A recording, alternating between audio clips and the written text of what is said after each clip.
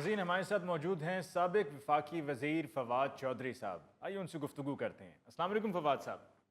वालेकुम सलाम जी। फवाद साहब, इतने मायूस क्यों बैठे हुए हैं? कुछ तो बोलिए।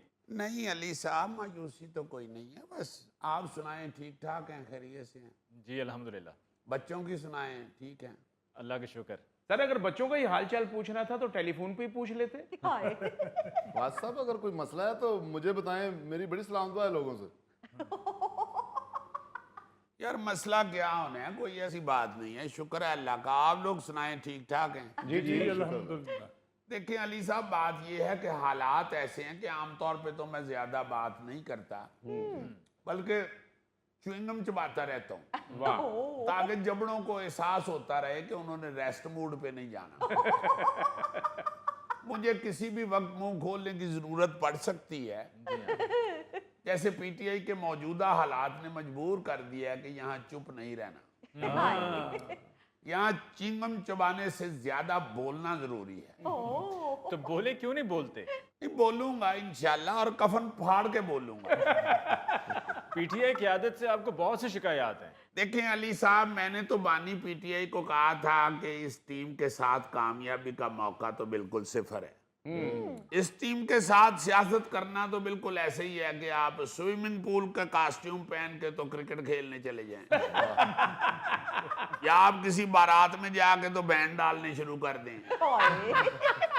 बड़ी अजीबोगरीब पीटीआई की टीम सामने आ गई है। हम लोग तो इनको जानते ही नहीं। इनके साथ तो सियासत करना ऐसी ही है जैसे आप दादाजी की फौतगी पे ढोलकी और ख्वाजा सरा लेके पहुंच जाएं, या आप चावलों का जर्दा रंग निकालने के लिए उसमें चाय की पत्ती डाल दें, या आपके एक कंप्यूटर का माउस खराब हो जाए तो आप एक जिंदा चूहा पकड़ के उससे कंप्यूटर चलाने की कोशिश करें। फवाद साहब आज तो ज्यादा ही तपे हुए हैं आप।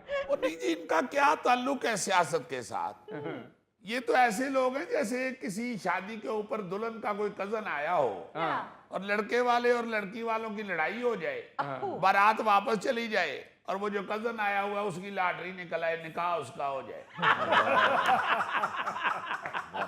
ना इनका कोई लेना ना देना। पता नहीं कौन लोग हैं जो आगे आके तो क़यादत संभाल के बैठ गए हुए हैं। इसलिए मैं चुप रहता हूँ। फिर मैं कहता हूँ कि अगर मैं बोला तो मैं तो बोलूंगा कफन फाड़ के। तो इन लोगों ने फिर कहना है जी कि ये जनाब गद्दार हो गया है, ये किसी और से मिल गया है, ये एजेंसियों का बंदा है। भाई बात जो सामने नजर आ रही है वो तो मैं करूंगा, हाँ जी, उस पे तो मैं नहीं हटूंगा। आप खुद बताइए अली मुमताज साहब, आप भी माशाल्लाह अब सीनियर सहाफी हैं, वैसे ही आपकी शक्ल माशाल्लाह 8वीं क्लास के बच्चे जैसी है। वैसे तो आप बड़ी देर के प्रोग्राम कर रहे हैं। आप खुद बताएं, इनमें से आप कितने लोगों को जानते हैं? ये अभी बानी पीटीआई अंदर हुए हैं, जेल हुई है उनको, तो ये सारे ऐसे बाहर निकल आए हैं जैसे बरसात में निकी निकी डंडियां नहीं बाहर आती। और सुबह सुबह आप उठ के बाहर निकलें तो वो आगे सारी गड़ैं कर रही होती। फवाद साहब, अब इतनी भी गई गुजरी क़यादत नहीं है यार। इतनी गई गुजरी है, बल्कि गुजर गई हुई है। जैसे कहते नहीं है कि नानी अम्मा तो पिछले साल ही गुजर गई थी,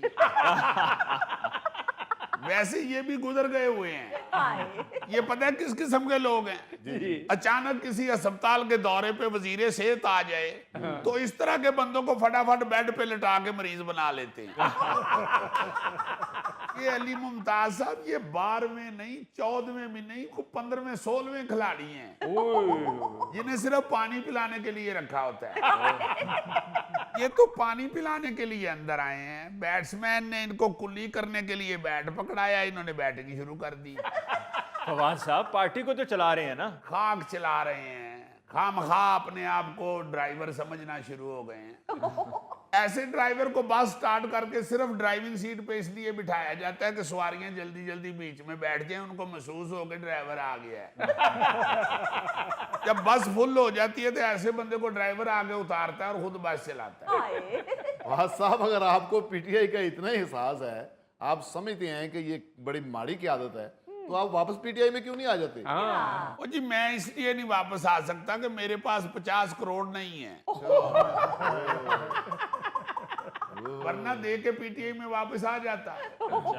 मैंने तो ऑफर भी की थी कि फिलहाल आप 150 रख लें, बाकी मैं दे दूंगा। 50 करोड़ में से सिर्फ 150 रख ले। गौरी साहब, जो पार्टी के हालात हैं फिलहाल इनको थोड़े कोई बहुता समझना चाहिए। मैंने तो कहा है बाकी आहिस्ता आहिस्ता किस्तों में दे दूंगा। नहीं माने फिर मैंने फिलहाल पार्टी से बाहर रहने का इरादा किया है।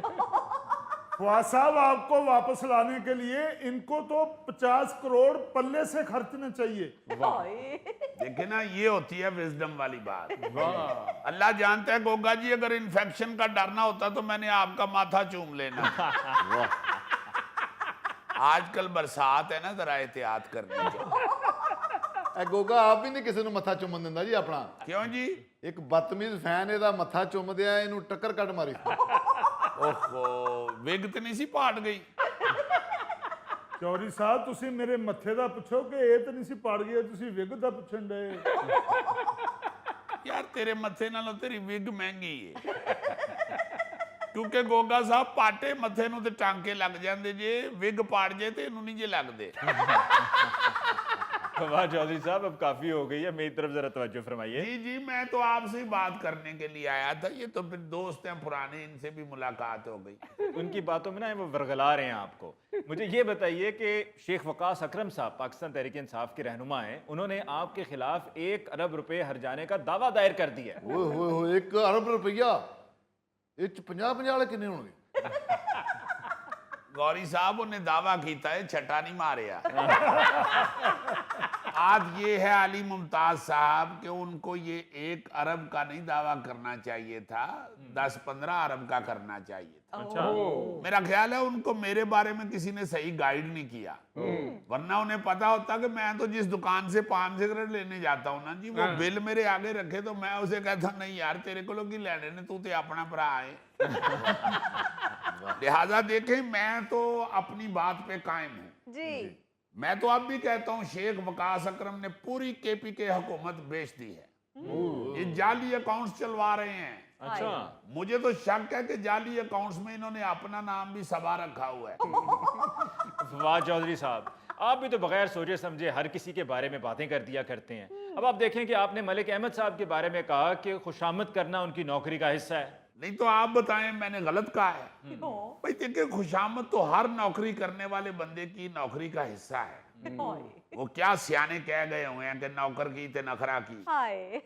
मलिक अहमद खुशामद नहीं करेगा तो और क्या करेगा? उसे तो कोई और काम भी नहीं आता। वो क्या अकबर अलाहाबादी का शेर है, हम क्या कहें अहबाब क्या कारे नुमाया कर गए, बीए हुए नौकर हुए पेंशन मिली फिर मर गए। बस इसमें ये इजाफा कर लें, जो घास उनको डाली थी वो सर झुका कर चर गए। वैसे बानी पीटीआई के बाद आपको पार्टी का सरबराह होना चाहिए था।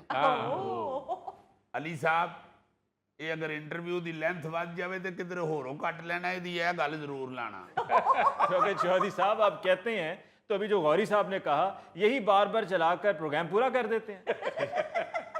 यार तजवीज तो बहुत अच्छी है, मगर पब्लिक ने समझना इनकी केसेट फंस गई है। अब जाने दें फवाद साहब, आपने तो नवाज शरीफ साहब के भी बारे में ये कहा कि वो अपने घर में कैद हैं। देखें, बात ये है अपना अली मुमताज साहब, मियां साहब ने बानी से इंतकाम के गुस्से में अपनी सियासत को नुकसान पहुंचाया है। वो घर में ही कैद हैं। कभी आपने देखा कभी उनको बाजार में शॉपिंग करते हुए, या कहीं किसी सिटे वाले की रेडी पे खड़े होकर सिटे को नमक लगवा रहे हो? घर से निकलते हैं मरी चले जाते हैं, मरी से निकलते हैं घर आ जाते हैं। पहले केड़ा मियां साहब बाजार से सौदा लेंदे हुए नजर आते सन? दरअसल फवाद साहब, मियां साहब की सेहत इजाजत नहीं देती, इसलिए वो घर में रहते हैं। अली साहब, सियासत का सेहत से कोई ताल्लुक नहीं है। वो क्या किसी ने कहा है, छुटती नहीं है मुंह से ये काफर लगी हुई। ये मेरी तरफ देख लें, छापे पड़ रहे हैं, पुलिसें पीछे चढ़ी हुई हैं, मेरी दौड़ें लगी हुई हैं, मगर बात वही है, छुटती नहीं है मुंह से ये काफर लगी हुई। पहले वैसे तुसी इन्ने शेर नहीं सी कहंदे हुंदे, ਇਹ ਜਦੋਂ ਦੀ ਤੁਹਾਡੀ ਪੁਲਿਸ ਨੇ ਦੌੜ ਲਵਾਈ ਨਾ ਉਦੋਂ ਦੀ ਤੁਸੀਂ शायरी शुरू की। फवाद साहब, सुनने में आया है कि आपको सेनेट के इलेक्शंस के लिए जो पीटीआई की टिकट्स की तकसीम है उस पर भी एतराज है। नहीं जी, एतराज क्या होना है? बानी